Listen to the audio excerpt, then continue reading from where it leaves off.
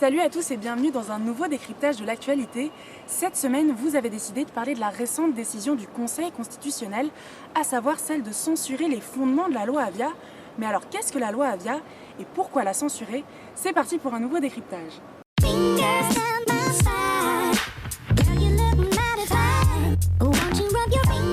Jeudi 18 juin, la loi Avia qui devait lutter contre le harcèlement et plus généralement contre la diffusion de contenus haineux sur Internet a été censurée par le Conseil constitutionnel, portée par la députée LREM Laetitia Avia qui s'est inspirée du modèle allemand. Cette loi adoptée il y a un mois est considérée comme une atteinte à la liberté d'expression selon les membres du Conseil. Depuis 2018, parmi les engagements d'Emmanuel Macron à la lutte contre la haine antisémite et raciste qui prospère sur Internet, la loi Avia prévoyait pour les moteurs de recherche et plateformes l'obligation de retirer sous 24 heures les contenus haineux, sous peine de payer de lourdes amendes allant jusqu'à 1,25 million d'euros. Étaient visées les incitations à la haine, la violence, les injures à caractère raciste ou religieux. Et pour ce qui est des contenus pédopornographiques ou terroristes signalés par les autorités, ces mêmes réseaux avaient seulement 24 heures pour les supprimer, sous peine d'1 an de prison et de 250 000 euros d'amende.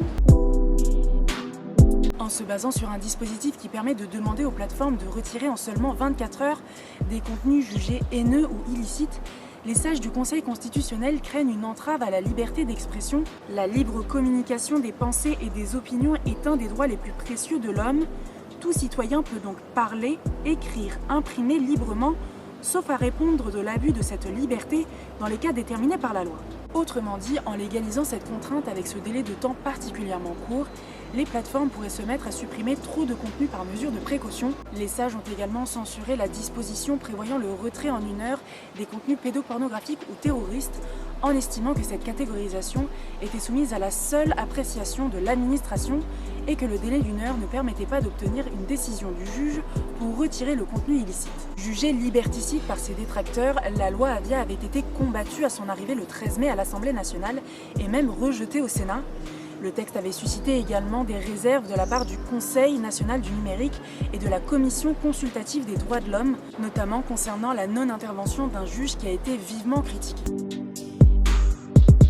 Le problème, c'est que ces mesures sont le pilier de la loi et que par effet domino, leur censure vide de sa substance la quasi-totalité du texte.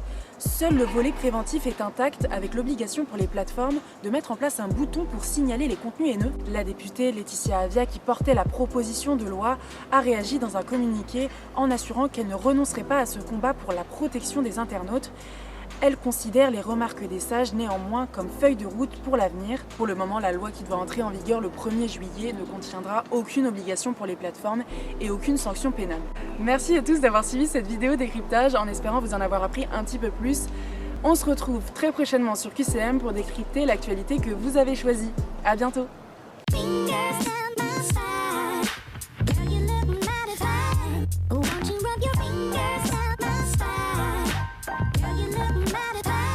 Oh, won't you